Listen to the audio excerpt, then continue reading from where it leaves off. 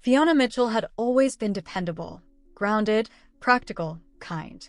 At 38, she carried herself with quiet elegance, balancing her steady accounting job at a mid-sized Minneapolis firm with the home she'd shared for 14 years with her husband, Oscar Grant.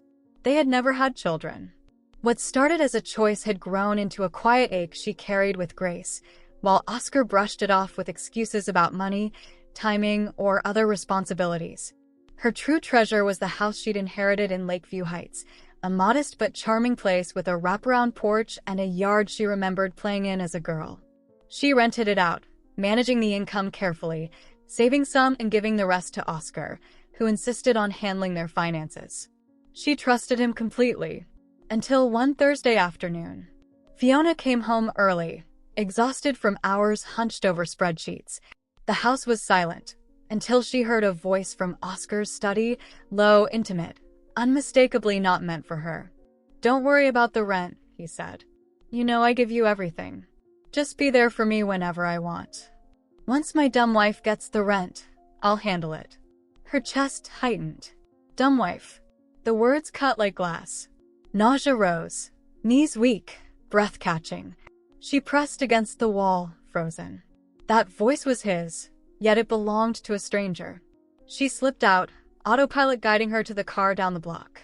Behind the wheel, tears finally came, hot, furious. Not just sorrow but rage. Who was he giving everything to? How long had he been deceiving her? That evening, she wore normalcy like a mask. Oscar greeted her with a kiss on the cheek, chatting about the Thai takeout. She nodded at all the right moments, studied him closely, noting how his stories sounded rehearsed.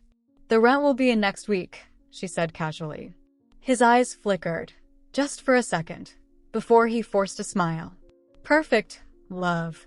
That'll help with the bills." He didn't look up from his buzzing phone. The next morning, while he showered, Fiona searched his phone. One name jumped out: Carter Morgan, a private investigator specializing in infidelity and financial fraud. She saved the number like a weapon, then called from her office. "I need to know who my husband is cheating with and what else he's hiding," she said. Carter's calm voice grounded her. They arranged to meet the next day. At a quiet Minneapolis cafe, Fiona, hidden behind sunglasses and a scarf, felt absurd yet achingly real. Carter listened intently as she explained. "I'll need details," he said. His routine bank accounts, access to his phone to install tracking software. "Can you do that?" She nodded, the pain of betrayal outweighing doubt. Back home, she became an actress, cooking his favorite meals, laughing at his stories, leaning into him as if nothing had changed. One night, while Oscar showered, she pressed his fingerprint to his phone and gave Carter access. Her heart pounded, but she returned the phone just as the water stopped. A week later, Carter met her with a folder. Photographs spilled out. Oscar holding hands with a younger woman at a steakhouse, kissing her near a hotel, buying roses, wrapping an arm around her waist. "Her name is Lauren Vaughn," Carter said. 27, receptionist at a cosmetic clinic. They meet 3 times a week, always at upscale places. Fiona's stomach twisted. Lauren was everything Oscar seemed to want. Young, pretty, pliable. And Oscar, her husband, beamed like a stranger in his own skin. "There's more," Carter said. "Your husband's been draining your joint accounts right after you received the rent from Lakeview Heights. Jewelry, designer boutiques, monthly payments on a condo in Uptown." Her world tilted. He had built a second life on her money. "I want to know everything," she said. "That condo especially. My salary and the rent can't cover it." Carter nodded. "I'll dig deeper." The following days sharpened her awareness. Tuesday and Thursday meetings, sudden showers after work, new shirts and watches, all signs of deceit. One night, she found an envelope hidden beneath bills. Inside, a birthday card signed only with an L. "Thank you for another year of making me the happiest woman alive. I can't wait to move into our new house. I love you, my provider." She sent a photo to Carter. The next morning, his voice was urgent. "We need to meet. This is bigger than we thought." At their meeting, Carter looked grim. "Your husband didn't just buy a condo. He bought a luxury house for Lauren, worth over $1 million. Fiona's breath caught. "How? With what money?" The mortgage is in Lauren's name, Carter said. But the guarantor, you, Mrs. Mitchell. Her eyes froze on the page. Her name. Her social security. Forged. This isn't mine, she whispered. I suspected that, Carter said. On his tablet, a video played. Oscar at a real estate office with Lauren and Claire Simmons, an old friend now posing as Fiona, signing papers while Oscar and Lauren smiled. They set me up, Fiona murmured. This wasn't just betrayal. It was conspiracy. The mortgage is for 20 years, Carter explained. 6 payments already made, right after your rent from Lakeview Heights. He's been funneling everything. For years, she had trusted him with her parents' legacy. Now the truth was inescapable. And there's more, Carter said quietly. Oscar and Lauren have a joint bank account. They're planning a future together, without you. That night, Fiona couldn't face going home. She booked a room at a downtown hotel and lay staring at the ceiling as Oscar's texts poured in, first worried, then furious. Where are you? We have bills to pay. Bills. Always the bills. She laughed bitterly through her tears. For 14 years, she had been his rock, his anchor. And now she was just the dumb wife he could bleed dry. The next morning, Carter Morgan showed up at Fiona Mitchell's office with new evidence. He looked drained but determined, sliding his laptop across her desk. I got into Claire Simmons's phone, he said quietly. You need to see this. Fiona braced herself as Carter opened a thread of messages between Claire and Oscar Grant. Her blood ran cold. From Oscar, she doesn't even realize I'm building a new life with her money. Once everything's ready, I'll leave her with the debts. Fiona gripped the arm of her chair until her knuckles whitened. Rage and humiliation twisted in her chest. They had mocked her trust, laughed at her loyalty, and plotted to steal the very roof over her head. Carter closed the laptop. With this, we can move forward. I'm referring you to a lawyer I trust, Andrew Mitchell. He's one of the best in family law and financial fraud.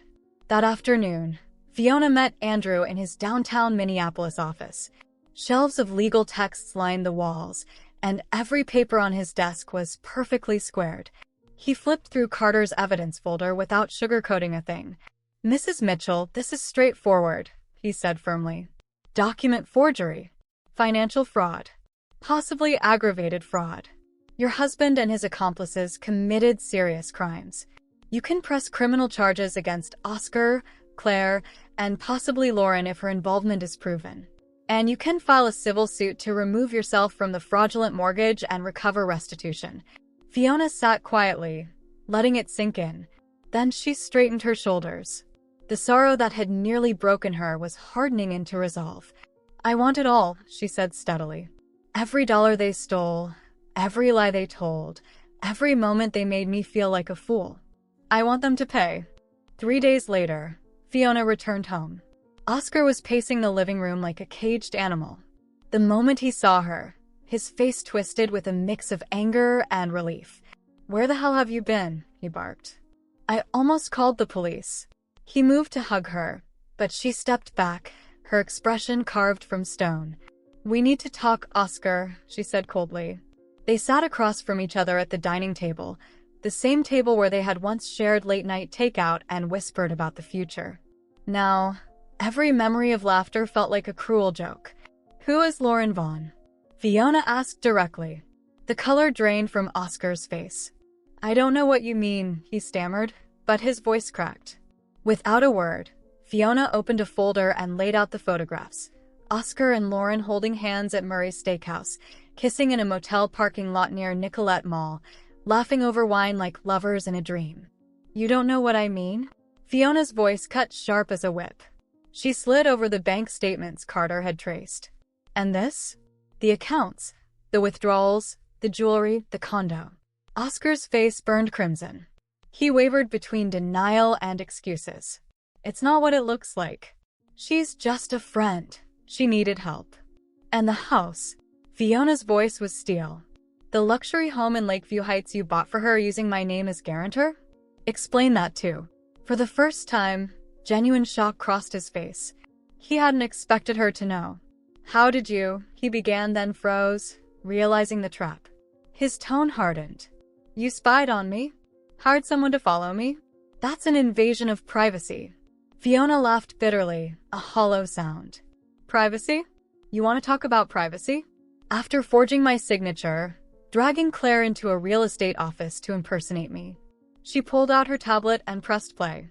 Claire confidently signed the documents as Oscar and Lauren watched, grinning like conspirators. Oscar stared at the video, his face crumpling. You don't understand, he muttered. With Lauren, it's different. I love her. She gives me what you never could. The words hit like a slap, but Fiona didn't flinch. Years ago, she might have questioned herself. Not now. What I never gave you, she shot back. Money? Because let's be honest, I've been funding your affair all along. She circled the table, her voice low, dangerous. And you know what else I found? Your texts with Claire, mocking me, calling me stupid, plotting to leave me drowning in debt while you ran off with her. Oscar pushed back his chair to rise, but Fiona shoved him down with a strength that surprised even her. Sit. Listen. For years, I trusted you with my heart, my security, my parents' legacy. And what did you do? You used me. Drained me dry to build your fantasy life. He switched tactics, voice soft and pleading. Please, Fiona, we can fix this. Don't throw away 14 years of marriage over a mistake. It was just a fling. He reached for her hand. She jerked away, eyes blazing. A fling? You call forging my name, chaining me to $1 million debt, and nearly ruining my life a fling? No, Oscar. Tomorrow my attorney will contact you. I'm suing you, Claire, and your mistress for fraud, forgery, and financial crimes. Get a lawyer, you're going to need one. Word spread fast.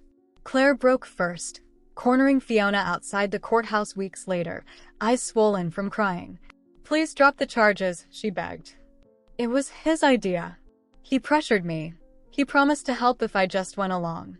Fiona's voice was ice. You should have thought of that before stabbing me in the back. Now live with the consequences. Lauren reacted differently. Rage, not remorse. She stormed into Fiona's office one afternoon, screaming and shoving until security dragged her out. You can't do this to me, she shrieked. He promised me that house. He swore you'd never find out. Fiona stood at the lobby entrance, calm, watching her rival be hauled away. For the first time in years, she felt free. The scandal no longer shamed her, it liberated her. Months later, the trial began. The courtroom buzzed. Marital fraud cases always drew a crowd, especially when the accused was a bank manager like Oscar Grant. Fiona walked in head held high, dressed in a navy blue suit radiating quiet authority. Beside her, Andrew Mitchell carried neatly organized binders of evidence. Across the aisle, Oscar looked small and shrunken, his suit hanging loosely. His lawyer whispered frantically, but he stared at the floor. Claire sat pale and trembling near the back, while Lauren strutted in defiantly, her provocative outfit at odds with the courtroom's gravity. Case number 47293, Mitchell vs. Grant, Vaughn and Simmons. Charges of document forgery, financial fraud, and embezzlement, announced Judge Robertson, a stern but respected figure in Hennepin County Court. 4 hours, Andrew laid out the evidence. Photos of Oscar's affair, bank records showing siphoned funds, the real estate video of Claire impersonating Fiona, and a string of mocking text messages. The defense tried to argue that Fiona had tacitly approved Oscar's financial schemes, but their flimsy case collapsed when recordings were played of Oscar calling her "my stupid wife" and bragging about leaving her drowning in debt. The climax came when Fiona took the stand herself. Her voice was calm, steady, every word deliberate. She told the court how she had uncovered the betrayal, how her trust had been shattered, and how she had spent years funding a life she was never part of. For 14 years, she said, sweeping her gaze across the room, I believed I was building a future with a man who respected me. In the end, I was nothing more than a bank account to him. I'm not here for revenge. I'm here for justice, because no one should endure what I went through and stay silent. Today, I reclaim not just my money, but my dignity. 3 days later, Judge Robertson delivered the verdict. Oscar was found guilty on all counts. He was sentenced to 4 years in prison, ordered to repay every dollar he had stolen, and required to compensate Fiona for emotional damages. Claire received a reduced sentence, 2 years, commuted to community service, and a heavy fine because she cooperated during the investigation. Still, the betrayal left a scar she would carry forever. Lauren escaped prison due to lack of direct evidence, but lost everything. The house she had flaunted as her future home was repossessed. Her access to Oscar's accounts was cut off, and every trace of her ill-gotten security vanished. When the verdict was read, Lauren broke down, screaming hysterically. "You promised me this wouldn't happen," she shrieked at Oscar as bailiffs restrained her. "You swore everything was under control." Her cries echoed through the courtroom, but Fiona didn't flinch. For the first time in years, she felt unshackled. Justice had been served, and the truth, painful though it was, had set her free. Months later, life looked entirely different. Fiona sat on the porch of her new home, a cozy 2-story in a quiet Minneapolis neighborhood, not as grand as her old house in Lakeview Heights, but fully, completely hers. The wraparound porch overlooked a small garden she had planted herself, rows of lavender and marigolds catching the soft golden glow of late afternoon.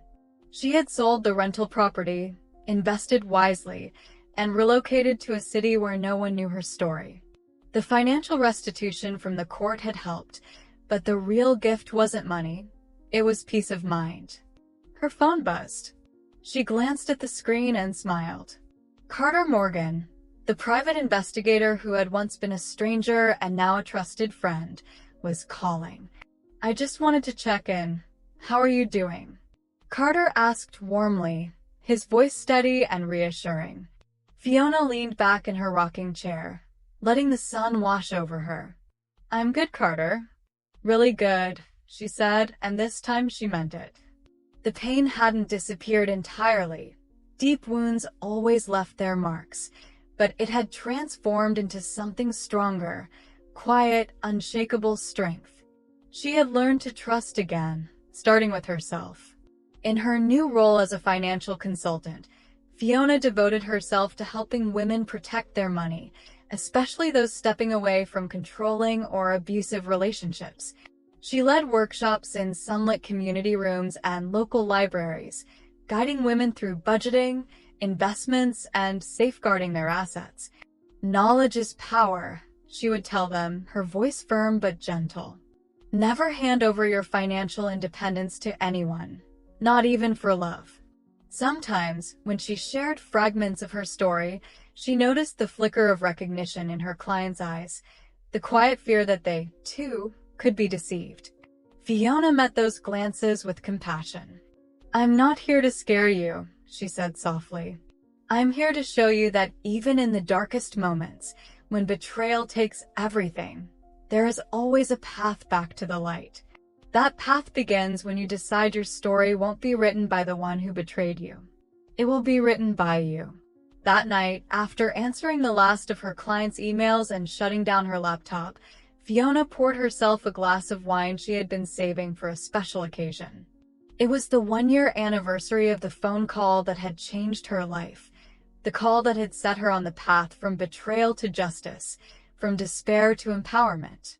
She raised her glass in a silent toast to the woman she had become. Stronger, wiser, kinder to herself. Life had taught her a harsh truth. Blind trust could cost dearly. But it had also given her a far greater lesson. That true strength is born when you face the pain, walk through it, and refuse to let the shadows of the past dictate your future. As the first stars appeared in the clear Minneapolis sky, Fiona sipped her wine slowly, savoring not just its flavor but the quiet certainty that, at last, she was the author of her own story. The darkness of betrayal lay behind her. Ahead was a life she could shape entirely on her own terms.